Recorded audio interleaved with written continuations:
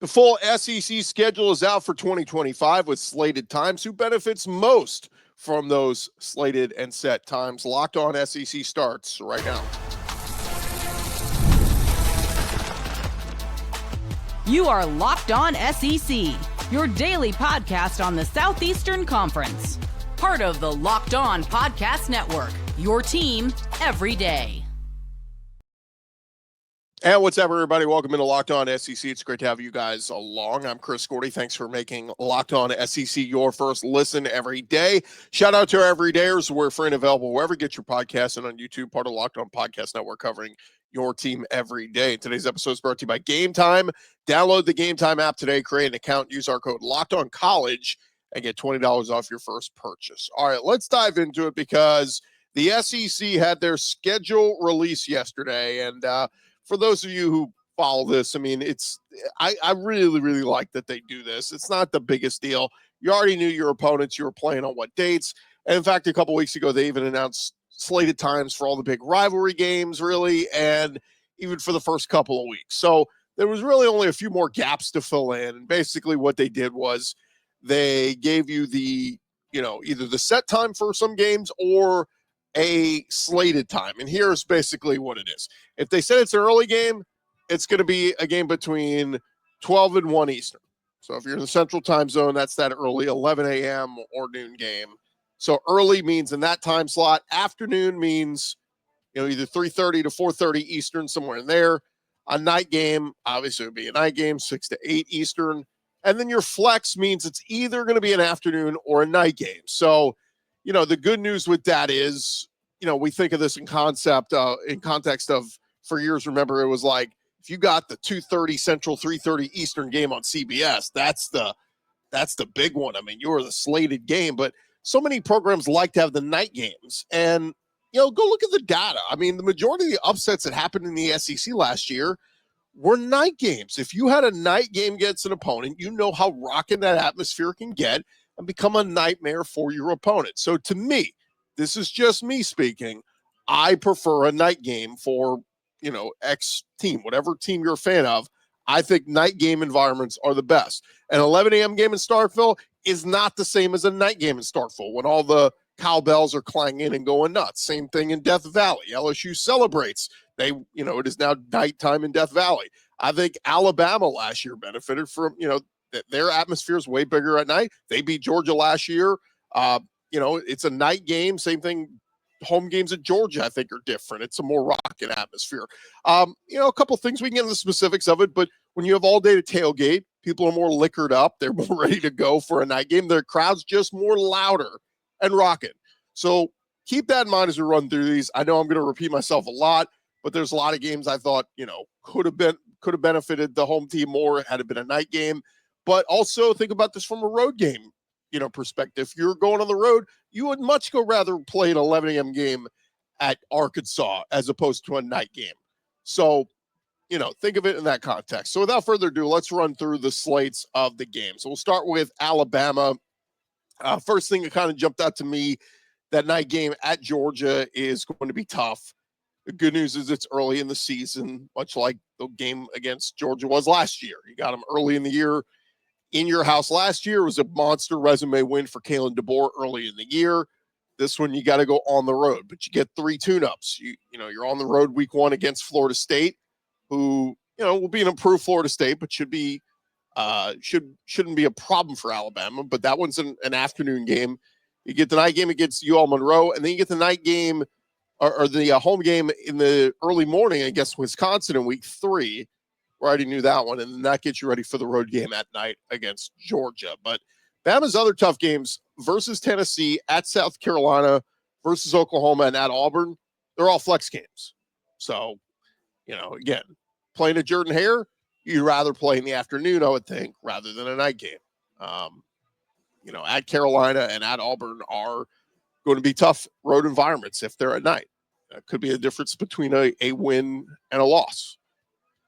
Looking at Arkansas, the first one that jumps out is that home game against Notre Dame on September 27th. Just a weird of where that game is placed.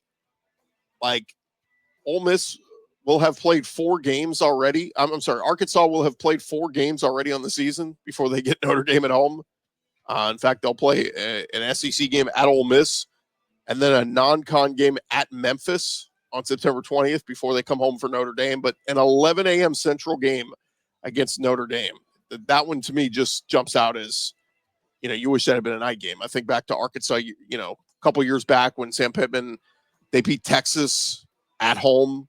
It was a night game. So anyway, just kind of wish a game like that could have been a night. But the only locked-in night game this season for Arkansas at home is Mizzou. And that's the season finale. A lot of these other games are going to be early, or either set for early, set for afternoon, or potential to be flexed. So something to keep in mind there. And look, it makes sense for Arkansas, right? I mean, you think of prime time, the networks want the good teams in prime time. So we'll know by midseason if Arkansas is a good team or not. Take a look at Auburn. Night home game versus Georgia is big. I like that they set that one as a night game. Good news is, your conference road games at Oklahoma could be at night, but at A&M, at Arkansas, and at Vandy are all day games. So I think that sets up very well for Hugh Freeze and his group of Tigers. If they can win at Baylor week 1 on that Friday night on Fox, you win that one against Baylor, you'll beat Ball State, you'll beat South Alabama, and then that game at Oklahoma is a flex game. It could either be an afternoon, it could be a night. But you're at A&M in the afternoon. I think that's better than a night game, and then you get Georgia at night. I think, if they take care of business, that there is a chance. There is a chance that Auburn could be 5-0 going into that Georgia game. You win that one, certainly could change expectations there on the Plains. How about Florida? Night game at LSU is going to be tough, and that's week 3. I mean, you get a home game at night against Long Island, and then an afternoon home game against USF, and then you're at LSU at night in Death Valley. That one that one will be tough. But you get home games against Texas and A&M. They're both set. You get a home game against Texas, and then back-to-back the next week you're at A&M. Both those games are set as a flex. So if you're Florida, if you could script it out, what you love to do is get a home night game against Texas and then play in the afternoon on the road at A&M. But those last 3 weeks of the season are really key to me for Florida and how they finish. At Ole Miss, home for Tennessee, and home for Florida State. They're all set as flex. So to me, that's, again, it's a difference of if you're playing at Ole Miss in the afternoon or at night, and then Tennessee and Florida State. You'd love to get those as night games in the Swamp with Tom Petty rocking and the whole house rocking. And then lastly in this set, Georgia at Tennessee, week 3 is an afternoon game is, better news for Georgia than it would be if it was a night game. Home versus Bama at night is huge. At Auburn at night is going to be tough. I just mentioned that from the Auburn perspective. From the Georgia perspective, Gunnar Stockton, is he seeing ghosts out there on the field at Auburn? Weird things happen at night on the road at Auburn. And then, of course, 8 of Georgia's games are locked in as day games, either morning or afternoon. So, is it a plus or a minus? You decide. But that game, that home game against Texas, I just got a feeling that's gonna end up being a night game. Why would that be? I'm actually shocked that they put that as a flex. I just thought Georgia at home versus Texas. I mean, that is prime time written all over it. But if it ends up being an afternoon, think of this. Georgia's last 5 games could all be non-night games. So, interesting. All right. Thank you guys for making Locked On SEC your first listen every day. Coming up next, we will continue the breakdown of the schedules. We'll discuss more in alphabetical order when we return. But first, guys, there's nothing like the NBA playoffs, the intensity, the buzzer beaters, the fans losing their minds. It's the kind of atmosphere you got to experience live, and this year's matchups are already delivering. If you want in, Game Time makes it easy and fast to get seats. Even for the biggest playoff games, prices on the app actually drop closer to tip-off. With killer last-minute deals, panoramic seat views, and no surprise fees, Game Time is a total game changer. And you're going to love it. You're going to be able to see your exact view before you buy. No surprises, And the Game Time app makes it ridiculously simple. Just 2 taps and you're done. With the Game Time guarantee, you're going to know you're getting the best deal. If you find a better price in the same row and section, they will credit you 110% of the difference. Go take the guesswork out of buying tickets with Game Time. Download the Game Time app, create an account, use our code LOCKEDONCollege, get $20 off your first purchase. Terms apply. Again, create an account, redeem our code LOCKEDONCollege, and you'll get $20 off. Download the Game Time app today. It is last-minute tickets, lowest price, guaranteed.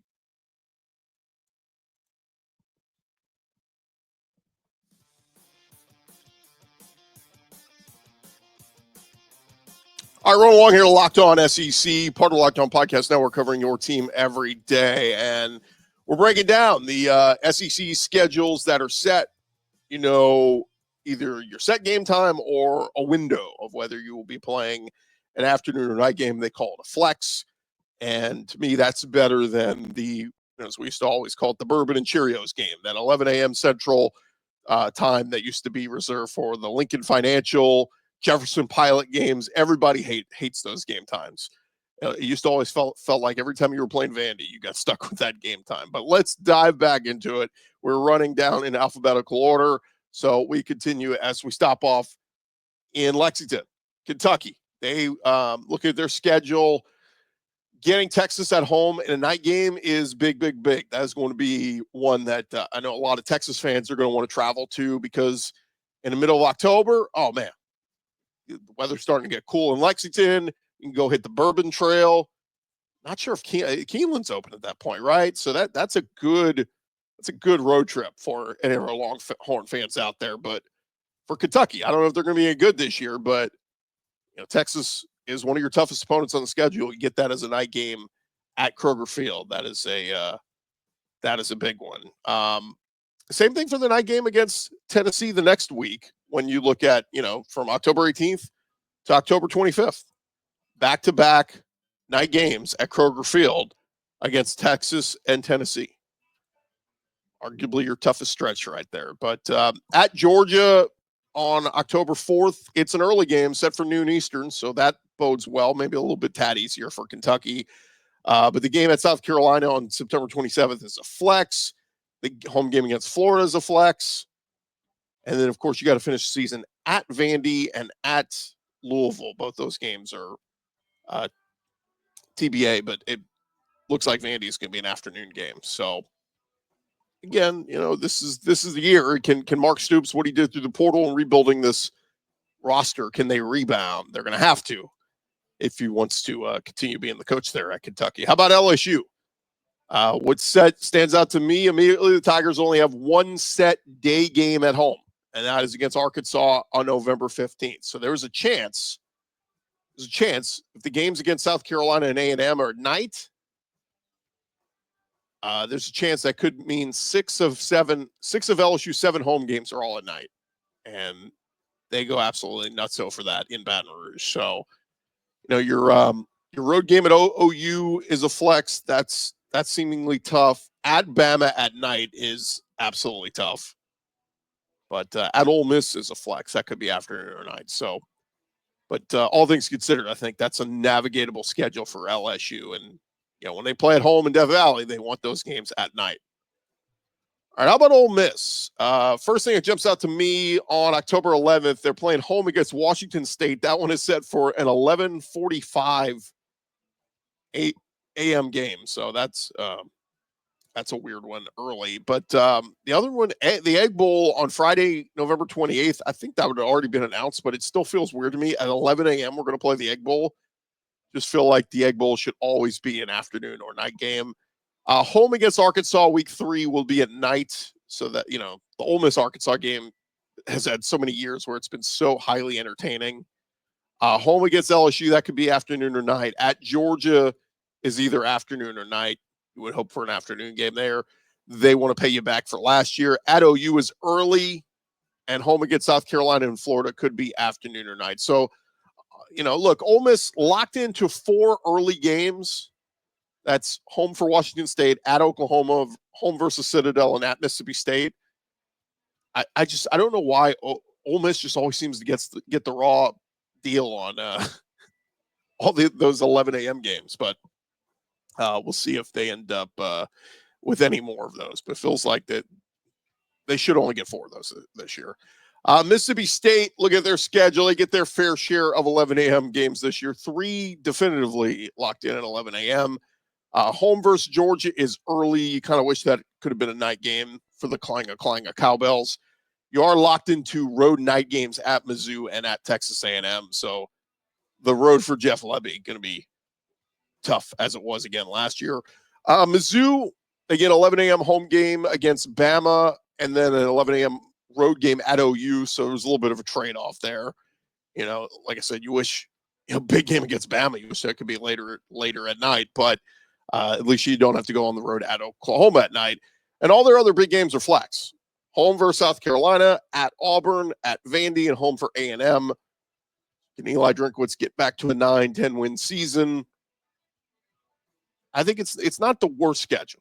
I think Mizzou, they avoid a lot of the really tough teams in the SEC, but they avoid LSU, they avoid Texas, they avoid Georgia. So Eli Drinkwitz and crew, they can navigate that schedule. Next up, how about we'll work backwards on the screen here. Oklahoma, they are at South Carolina early. That bodes well. Home versus Ole Miss is an early one. Home versus Mizzou is early. And then at Tennessee, at Bama, home for LSU. Those are all flex on the back stretch of the schedule. So that's where I look at OU and go, could you get to 7 wins? Or if you're sitting at 6 wins going into that stretch of at Tennessee, at Bama, home for Mizzou, home for LSU, can you find 2 more or 3 more wins there? Some people think OU could be a 9-win team this year. Or I even saw one prediction said they think they get to 10 wins with John Mateer and be a playoff team. Will be tough. How about South Carolina? They have their home finale at Clemson at noon Eastern. That stinks. Kind of wish that could have been an afternoon or night game. On the road versus A&M is an early one, so you avoid a tough night game at College Station.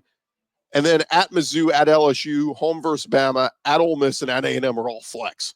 So really, South Carolina's schedule is very much up in the air. Like, I don't know how tough that's going to be, unless it ends up being a night game at Mizzou, a night game at LSU, a night game, at A&M. So there's a lot still to be kind of determined there for South Carolina. And then Tennessee, you get the Georgia game in the afternoon, week 3. It's not bad. You would have preferred a night game at Neyland, but that'll be Joey Aguilar's big test for welcome to the SEC moment. Road game at Kentucky could be trouble if Kentucky is decent. That's set as a night game at Kroger Field. And then your other biggest games are all flex. Home versus Arkansas, at Bama, home versus OU, and at Florida. So again, kind of an incomplete with Tennessee. We won't know until those game times are set, just really how tough it is. But at Bama, you certainly are hoping for the afternoon game. I don't think you want to go into Bryant-Denny at night. Same thing at Florida. The Swamp just hits different at night.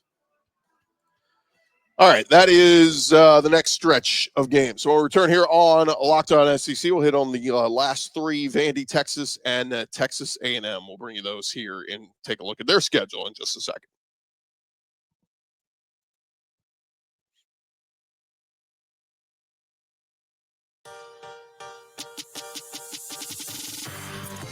All right, rolling along here, Locked On SEC, part of the Locked On Podcast Network, covering your team every day. We're reacting to the schedule release that came out yesterday. Again, we knew the dates, we knew the opponents, we knew a good bit of the times, but now we're just filling in the gaps on either set times or flex where it's not going to be a super early morning game. It's either going to be an afternoon or night game. So let's dive back into it as we take a look at the Texas Longhorns. And immediately what jumped out to me was I saw bing, bang, boom, 1, 2, 3, 11 a.m. games.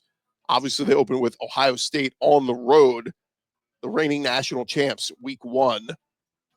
And I said it when that was announced. I said, if you're Texas, you like that. You prefer that than having to go play a night game in the Horseshoe. So There's that. Five of Texas's games are set for either morning or afternoon already.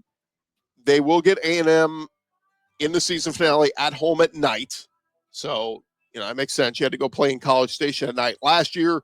Now you get them at Darrell K. Royal at night. Return the favor. And the way you beat them last year on the road, I feel pretty good about Texas winning at home against A&M. We'll see. At Kentucky is at night. We mentioned that one. At Georgia is a flex. Again, I'm just shocked that they did not announce that as a night game. But, maybe if you're Steve Sarkisian company, maybe you luck out. That ends up being an afternoon game at Georgia. At Florida is a flex as well. And then home versus Arkansas is a flex. Fun to have that rivalry game back. But, get a lot of Arkansas fans making that trip back to Austin as they did many years ago in the Southwest Conference. How about Texas A&M? Immediately jumps out that week 3 game at Notre Dame is going to be tough. The good news is if you're A&M, you get 2 warm-ups, right? You get UTSA at home in the home opener, and then you get Utah State week 2. It's an early 11 a.m., 11:45 kick. But those are your 2 warm-up games to go get ready for on the road at night against Notre Dame, a 6:30 Central kickoff. Other than that, you got a flex versus Florida, at Arkansas, at LSU, and at Mizzou. So those are all kind of, to me, it's different playing at night at LSU, at Mizzou, at Arkansas. The home game against Florida, you'd like that to be a night game. And then home against Carolina early, that kind of stinks. Season finale at Texas that we just touched on, that is going to be tough. And then lastly, Vanderbilt. This is what jumped out to me. Vandy's last 4 games of the season, at Texas, home versus Auburn, home versus Kentucky, and at Tennessee. All 4 of those games are already set for either morning or afternoon. And with the games against Bama and Mizzou set to be flex, there is a chance. I'm just putting it out there. There's a chance that Vanderbilt does not play a night game after their September 20th game against Georgia State. That's their 4th game of the year, Georgia State. That one is set for night. But after that, every other game is either set for a morning or afternoon game, or is currently a flex. And there's really only 2 flexes in there. It's home versus Bama and home versus Mizzou. So if those end up being 2:30, 3 o'clock games, Vanderbilt will go the last, October, November, the last 2 full months of the season not playing a night game. Now, again, on the road, that bodes well for you, but not getting a night game at home. Whew. Diego Pavia, they're not respecting you. Clark Lee, no respect. So there you have it. Again, you guys can take your own, have your own takeaways from this. I think there were some fans I've talked to who said they like having early, the afternoon games at home. They like that 2:30 Central, 3:30 Eastern slot because they're like, I can go to the game.